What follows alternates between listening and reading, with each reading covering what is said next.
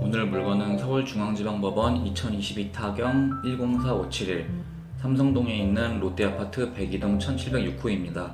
감정가 23억 8천에 나와서 1회 유찰되고 최저가 19억 4백입니다. 세동 339세대 아파트고 주차는 세대당 1.23이니까 주차로 스트레스 받을 일은 없는 수준입니다. 24년 된 아파트고요.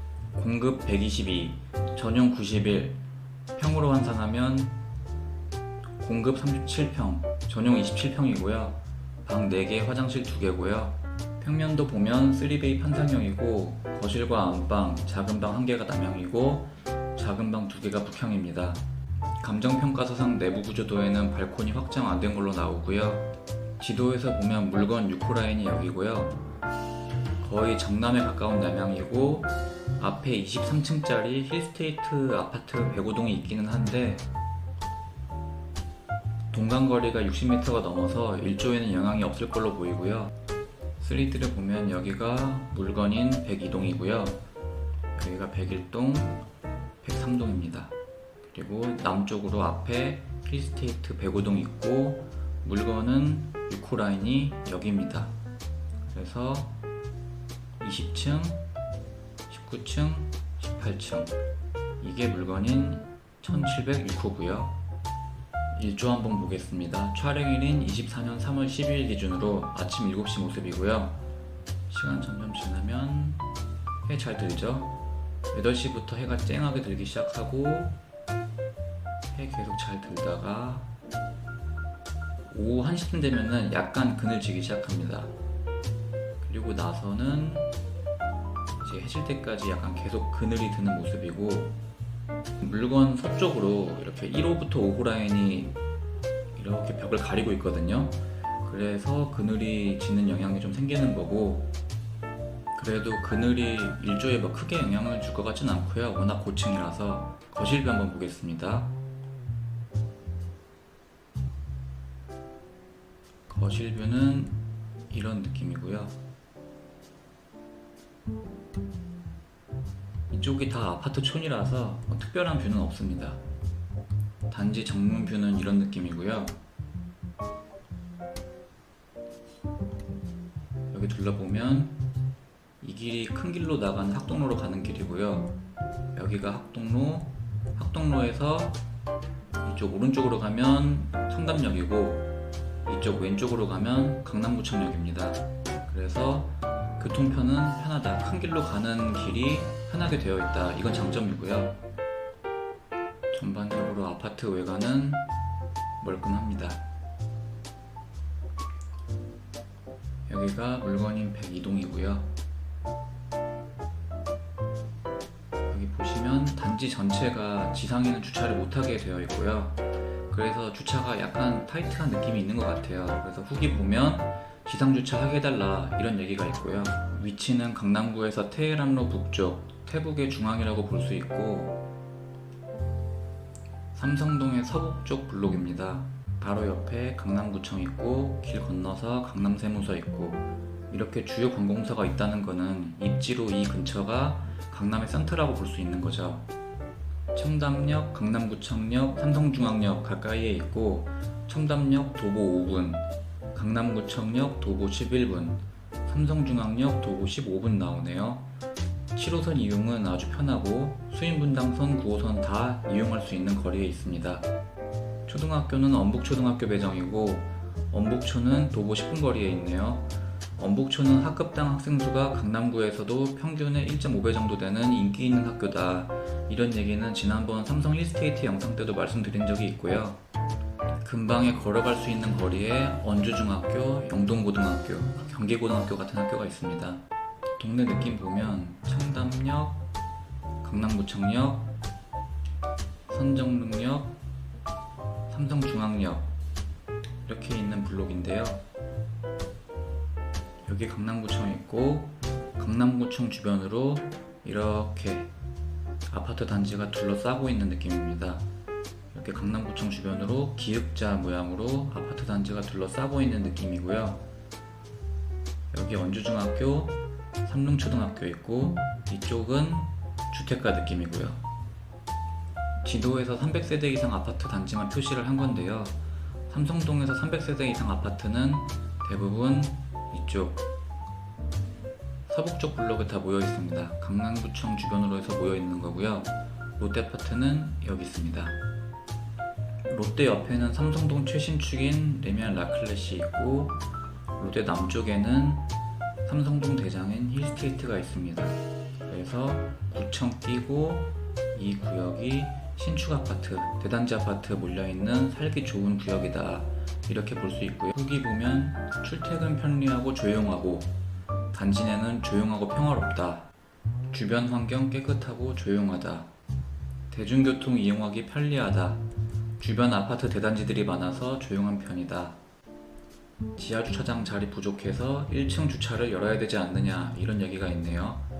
이 단지가 주차 대수가 세대당 1.23이니까 부족하거나 그런 건 아닌데, 아무래도 1층에 주차를 다 막아놓으니까 주차가 아주 쾌적한 편은 아닌 것 같고요. 헬스 골프장 시설 좋다, 강남 한복판인데 복잡하지 않고 다른 도로 진입이 쉽다, 대로에서 진입이 편하다, 이런 얘기 종합해보면 교통 좋고 대로에서 단지 입출이 편하고 조용하고 평화롭고 굉장히 살기 좋을 것 같은 느낌이 듭니다. 매각물건 명세서 보면 특별히 문제되는 거 없고요. 현황조사서 보면 임대차 관계없고 소유자가 살고 있는 집이네요. 등기부도 요약으로 봤을 때 특별한 거는 없습니다.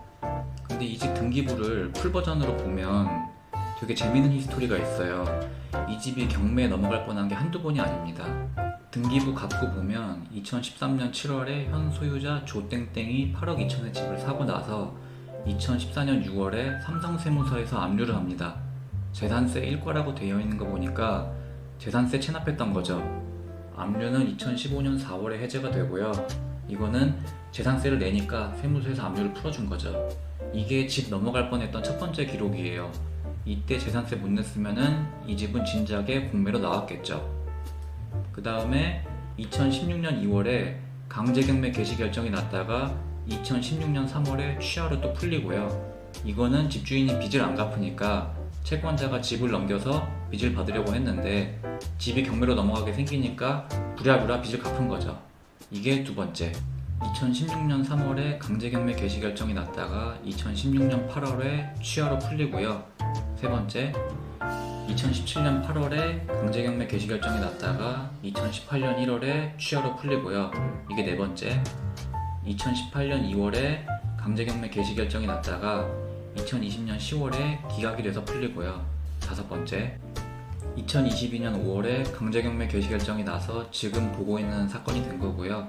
그 이후에도 2023년 7월에 경매 개시 결정이 났다가 바로 취하됐고, 2023년 12월에 임의경매 개시 결정이 난 사건이 중복 사건으로 있고요. 이거는 근저당권자가 경매로 넘긴 거죠. 그러니까 이 집주인은 빚이 있어도 안 갚고 버티다가 집이 경매로 넘어갈 위기에 처하면 그제서야 빚을 갚아서 경매는 막고, 이렇게 몇 년을 반복하면서 살아온 거고, 채권자 입장에서는 악성 채무자죠. 빚은 갚는 거 싫어하면서 집은 또 지키려고 하고, 이런 악성 채무자 같은 성향을 보면 이 집 명도할 때 이슈가 좀 있을 것 같습니다. 집을 곱게 넘겨주진 않을 것 같아요. 감정가는 23억 8천, 기준 시점은 24년 1월이고요. KB 시세는 20억 7,500이네요. 촬영일인 24년 3월 12일 기준 호가는 최저가로 20층이 22억 9천에 나온 게 있고요. 실거래가는 23년 10월에 12층이 23억에 거래된 게 있고, 23년 8월에 2층이 18억 8천에 거래된 게 있는데, 저층인 거 감안해도 차이가 좀 많이 납니다. 그래서 이 아파트가 고층 프리미엄이 어느 정도 붙어 있는지 과거 거래 사례를 보고 비슷한 시기에 저층이랑 중고층 거래 실거래가를 비교해서 한번 보겠습니다. 2020년 7월에 1층이 18억 5천, 8월에 11층이 20억 9,700에 거래가 됐으니까 2억 4,700 차이고, 중층이 13.4% 더 비싸게 거래가 됐고요. 2017년 7월에 2층이 11억 5천, 8월에 17층이 12억 9,500에 거래가 됐으니까 1억 4,500 차이고, 고층이 12.6% 더 비싸게 거래가 됐고요. 2017년 5월에 1층이 10억 5천, 13층이 11억 9천에 거래가 됐으니까 1억 4천 차이고 중층이 13.3%더 비싸게 거래가 됐고요.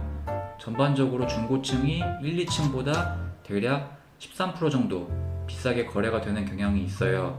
이거를 2023년 8월 18억 8천 실거래가에 대입해보면 18억 8천 곱하기 1.13 하면 21억 2,440이 나옵니다. 그러니까 2023년 10월에 실거래가 23억이라는 좀 괴리가 있죠.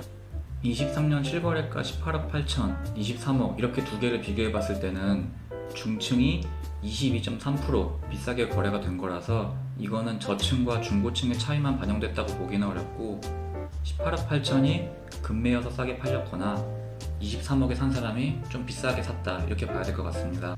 롯데 작은 평수 실거래가 추이를 보면 롯데 전용 5구 실거래가가 22년 6월에 17억 5,500으로 피크를 찍고 나서 23년 4월에 14억 9,500, 23년 6월에 14억 7천, 15억 3천 이렇게 최고가 대비 10% 이상 빠진 상태고요. 근방의 나홀로 아파트랑 시세 추이도 같이 보겠습니다.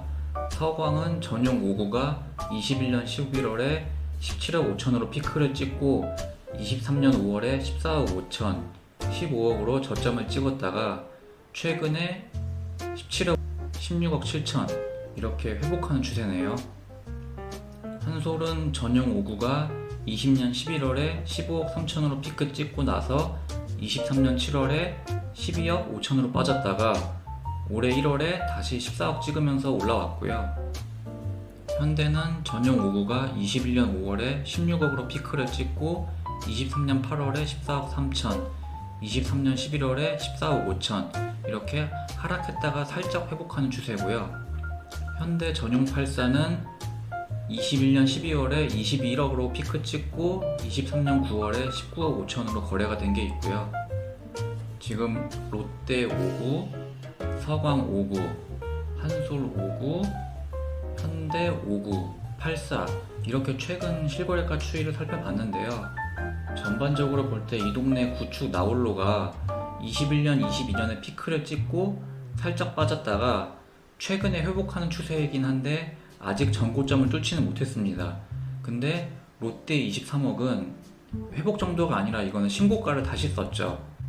강남 학군지 아파트의 회복력을 확실하게 보여주는 사례라고 생각이 되고 개인적으로는 약간 추세를 좀 벗어나서 시세보다 좀 비싸게 팔린 게 아닌가 하는 생각이 들기는 하고요. 이번 기일은 서울중앙지방법원 24년 4월 16일 오전 10시입니다. 이번 기일에 21억에서 22억 사이에 팔리지 않을까 하는 생각이 들고요. 돈 복사하세요.